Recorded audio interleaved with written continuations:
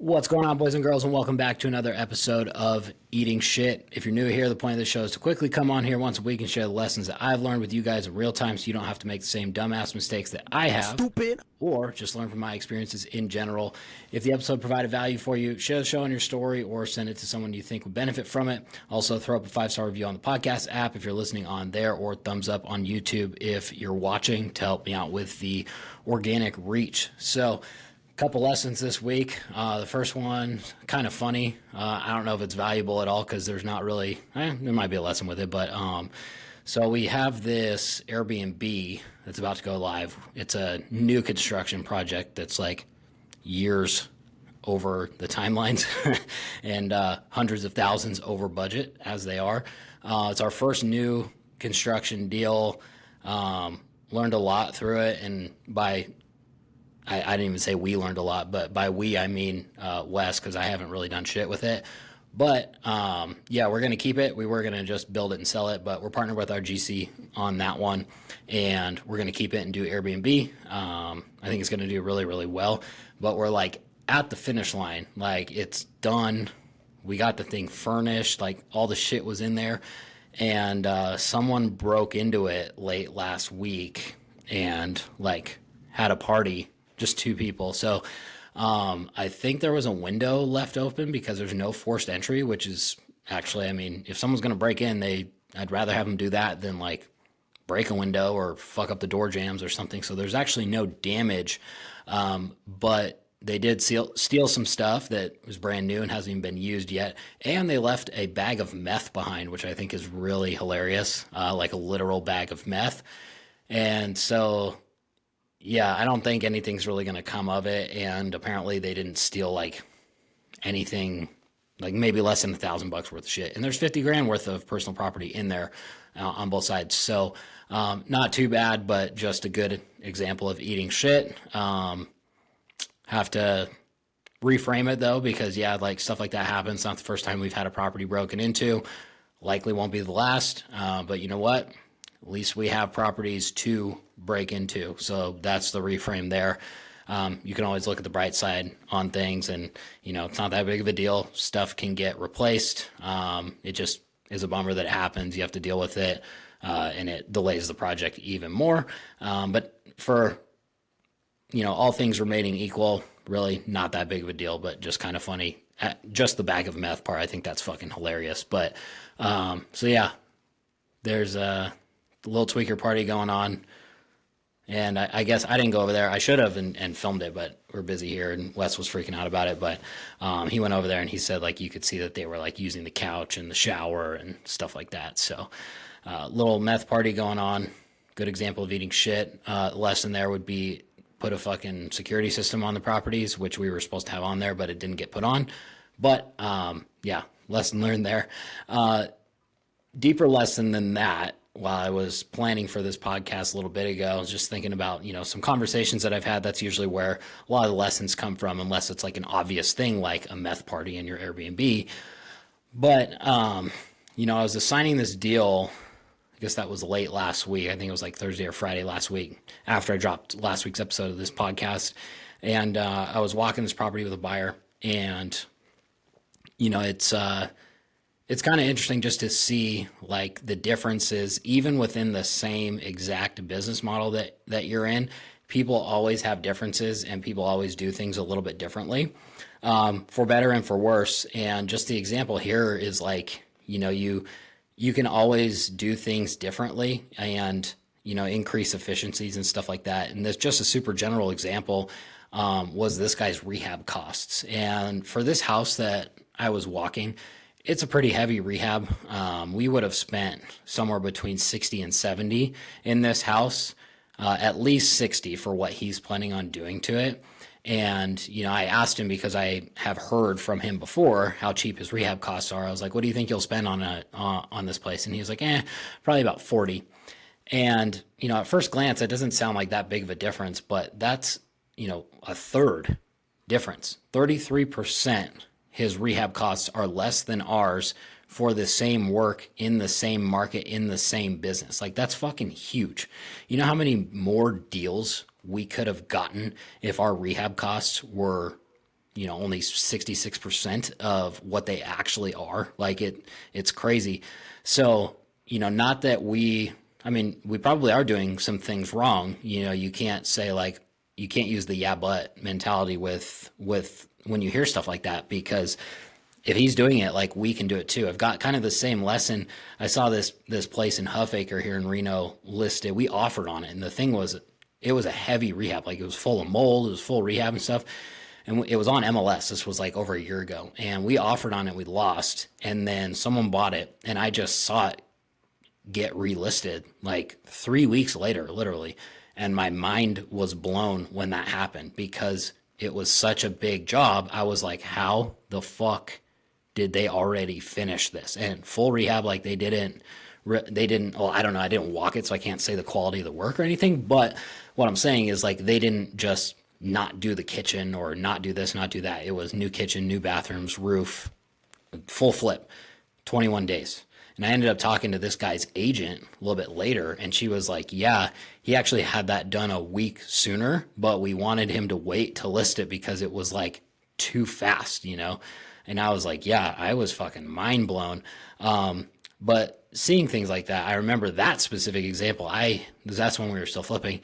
I head up west, and I'm not a rehab guy. I don't handle any of that shit. So it's kind of like, I feel sort of out of place pushing back on stuff like that, but just need to do it more.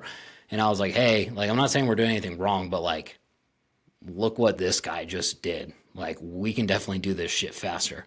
And then same with this buyer from last week. It's like, he's doing it cheaper. So, if we get back into flipping, like, we can definitely do it cheaper.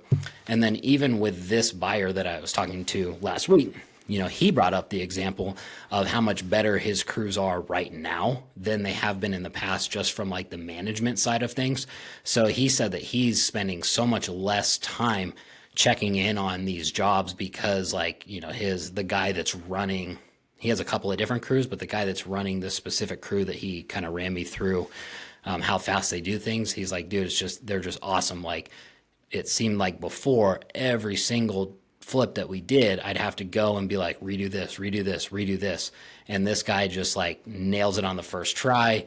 It's so much better and easier for him. And he's not paying any more than he used to pay with the crew that was shittier, which is still less than we pay, for ours. So that's just a lesson for us. It's like, even all things remaining the same business model, same market, same exact job, we can still do things differently. And we should be looking at that. And I know like in the past, especially with some of our, later flips before we stopped flipping, Steve, guy that works for us, was our project manager on that. And he's really not like he's not a trained project manager, but one of the main roles of being a project manager, like when Wes used to work for Wedgwood, what he was doing, they were always bidding new people, new subcontractors on every single job. One, to keep building your vendor list, but two, to try to get the right pricing. And when you have someone in that role that might be good at like managing the actual project, Steve hates that part of the job. So he never bids new people because, we have these people that can do fine work and, we know their pricing, which is all well and good, but we're probably overpaying by not always getting new people in the game, not building those new relationships that we might be able to use in the future if these guys are too busy or whatever. So, that's just a lesson learned on our part, that we need to be doing that stuff. And, not just for rehab, that can be applied to every single part of the business. It's like, how are we doing things and how can we do it for cheaper, do it faster, just increase efficiency here and there. And like when you make those small tweaks over the entire business, the thing runs so much better than it used to when everything was just chaos. So it's an ongoing battle. We're always moving towards that point. It's not going to be an overnight thing, but it is, something to keep in mind no matter what you're doing, is that like you can't ever just like start doing something, build something, and then just it's like set it and forget it forever. It's always going to keep working exactly how you want. There's never a better way to do it. Like it's always ongoing and trying to improve those things. And then kind of the inverse of that actually is, it's still, I don't know if it's really the inverse, but it's just thinking about different ways to do things.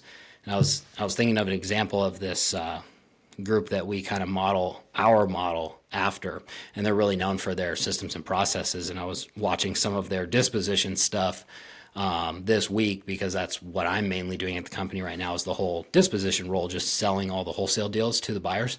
And like, our dispo process is pretty good. Like, it's way more dialed than it used to be. We used to not even have a process at all. So now it's a lot better. We're making more money for the deals. We're letting more, we're always getting new buyers in the door. Same thing I was just talking about with the vendors and the contractors, always building the buyers list, even though we have like a big buyers list locally here, but we're always trying to get new people on it, because you never know who that next buyer is going to be that can pay more than anyone else for whatever reason, many reasons.